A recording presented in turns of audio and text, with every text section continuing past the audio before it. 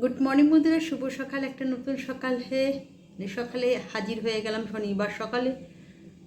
প্রচণ্ড গরম, গেছিলাম একটু বাজারে, টুকিটাকি কয়েকটা বাজার করে নিয়ে এলাম।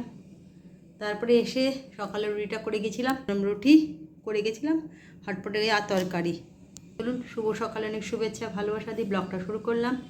এবার টিফিনটা করে নেবো, তারপরে দুপুরে গরম রান্নাবান্না করে উঠলাম। সকালে জলখাবার করে পড়িয়ে টড়িয়ে এসে জলখাবার খেলাম, খেয়েই লেগে পড়েছিলাম, কেন নিজে এক হাতে কুটবো বাটবো সব কিছু যেটা করেছি। গরম ভাত, আর এখানে হচ্ছে আলু পোস্ত সাদা সাদা, আর হচ্ছে সর্ষে বাটা আর পোস্ত দিয়ে রুই মাছের ঝাল করেছি।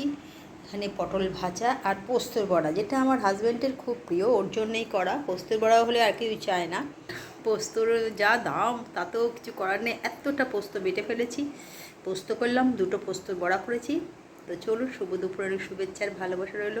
প্রচণ্ড গরম, রান্নাবান্না এবার রেখে দিয়ে স্নানটা সেরে নেবো, তারপরে এসে খাবার দাবার দেবো। চলে এলাম, গেছিলাম পড়াতে, পড়িয়ে ফিরলাম, এসে আবার পড়াতে শুরু করব।